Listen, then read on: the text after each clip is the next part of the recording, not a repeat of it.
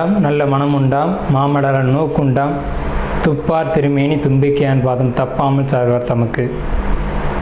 இப்போ நம்ம இந்த வீடியோவில் பார்க்கக்கூடிய தலைப்பு குரு பெயர்ச்சி 2026. 2ஆம் தேதி ஜூன் மாதம் 2026 அன்று நிகழக்கூடிய குரு பெயர்ச்சியானது மிதுன ராசியிலேருந்து கடகராசிக்கு குருபவன் பெயர்ச்சியாகி போகிறாங்க. அந்த கடகராசி அப்படிங்கிறது குருபவனுக்கு உச்ச வீடு.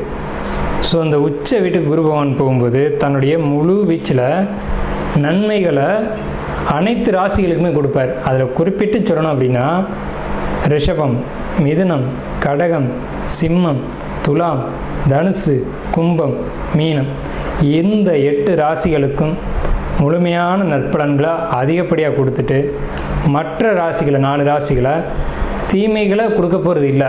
ஆனால் இந்த ராசிகளுக்கு கொடுக்கக்கூடிய முழு சுப பலன்களை அவங்களுக்கு கொடுக்கறதுல கொஞ்சம் தாமதப்படும், அவ்வளோதான்.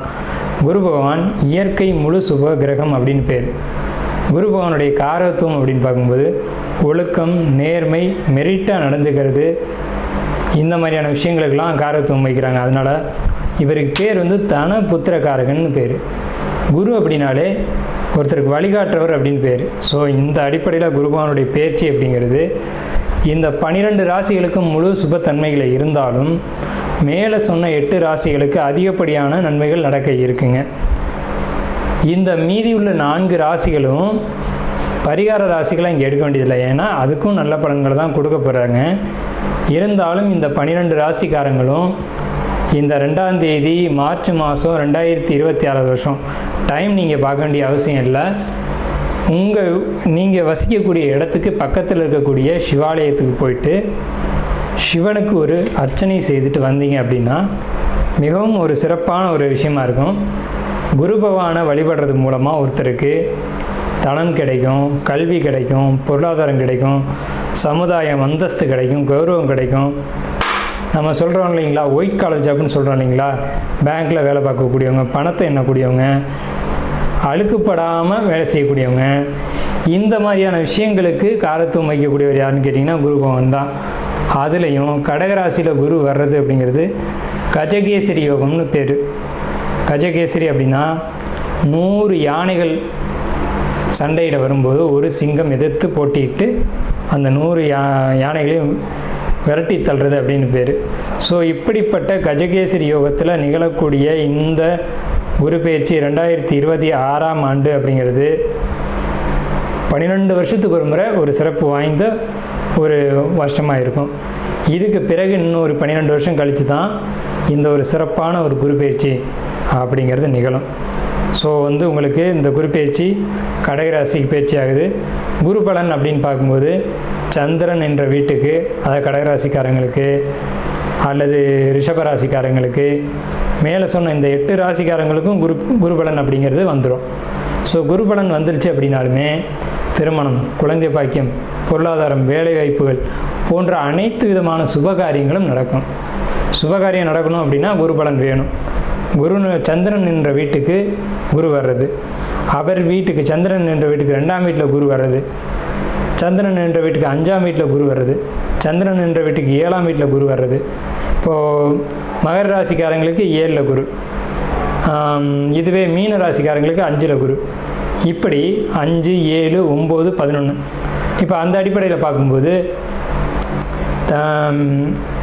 மீன ராசிக்காரங்களுக்கு 5ல் குரு, தனுசு ராசிக்காரங்களுக்கு அது விழுகாது. இதுவே விருச்சிக ராசிக்காரங்களுக்கு 9ல் குரு. அப்போ விருச்சிக ராசிக்காரங்களுக்கு குரு பலன் இருக்குது 11. கன்னி ராசிக்காரங்களுக்கு 11ல் குரு. ஸோ இவங்களுக்கெல்லாம் கன்னி, கடகம், விருச்சிகம், மகரம், மீனம் இந்த ராசிக்காரங்களுக்கெல்லாம் குரு பலன் அப்படிங்கிறது நிகழ்ந்திருக்கு. 24வது நட்சத்திரமான சதய நட்சத்திரம். இந்த சதய நட்சத்திரம் அப்படிங்கிறது இந்த குரு பெயர்ச்சியில் யோகத்தை சந்திக்குதா அப்படின்னு பார்த்தீங்கன்னா கண்டிப்பாக யோகம்தான். என்ன யோகம் அப்படின்னு கேட்டிங்கன்னா வெளிநாடு போகணும் அப்படின்ற எண்ணங்கள் உங்களுக்கு இது நாள் வரைக்கும் இருந்துக்கிட்டே இருந்திருக்கும். ஆனால் இப்போ முயற்சி எடுப்பீங்க, போயிருந்திருக்க முடியாது. இந்த குரு பெயர்ச்சியில் வெளிநாடு போவீங்க. குறிப்பிட்டு சொல்லணும் அப்படின்னா அடிமைப்பணி வேலைகள், வீட்டு வேலைக்கு போகிறது, டிரைவிங் வேலைக்கு போகிறது, கல்ஃப் கண்ட்ரி போகிறது, இது குறிப்பிட்டு அல்லது அதே மாதிரி பணக்கார நாடுகள்னு சொல்லக்கூடிய கனடா, ஜெர்மன் இது போன்ற நாடுகளுக்கு போகணும்னு நினச்சிங்க அப்படின்னாலும் போகிறதுக்கான அமைப்புகள் இருக்குது. குறிப்பிட்டு கல்ஃப் கண்ட்ரி போகணும் அப்படின்னு நினைக்கக்கூடியவங்களுக்கு, இயந்திரம், பொறியியல், வாகனம் சம்மந்தப்பட்ட பணிகளுக்கு போகிறவங்க, அடிமை பணி செய்யணும் அப்படின்னு போகக்கூடியவங்களுக்கு, கட்டுமான பணிகள் செய்யணும்னு போகக்கூடியவங்களுக்கு, அதே மாதிரி டெய்லரிங் பண்ணக்கூடியவங்களுக்கு, இதுக்காக நான் போகிறேன் அப்படின்னு சொல்லக்கூடியவங்க, இவ்வளோ நாள் தடையான பயணம் இந்த ஆண்டு வெற்றி அடையும். வெளிநாடு போவீங்க, வெளிநாடு போனதுனால வருமானம் உயரும், முயற்சிகள் எல்லாமே வெற்றி அடையும், வருமானம் ஒரு அளவுக்கு உயரும், சேமிப்புகள் குறிப்பாக உயரும். சேமிப்புகளை வச்சு நீங்கள் வாழ்க்கையில் முன்னேறுவீங்க. எடுக்கக்கூடிய அனைத்து முயற்சிகளும் இங்கே இந்த நம்ம உள்ளூரில் எடுக்கக்கூடிய முயற்சிகளாக இருக்கட்டும், வெளிநாட்டில் எடுக்கக்கூடிய முயற்சிகளாக இருக்கட்டும், உங்களுக்கு வெற்றியை மட்டும்தான் ஈட்டி தரும். பயணங்கள் நிச்சயமாக உண்டு, பயணம் சார்ந்த வெற்றிகள் உண்டு. குழந்தை பாக்கியத்துக்காக இயங்கிட்டு இருக்கக்கூடியவங்களுக்கு குழந்தை பாக்கியம் உண்டு. உடல் உபாதைகள் இதனால் வரைக்கும் உங்களுக்கு அடிவயிறு, வயிறு சம்மந்தப்பட்ட உபாதைகள் இருந்தது நிதர்சனமான உண்மை.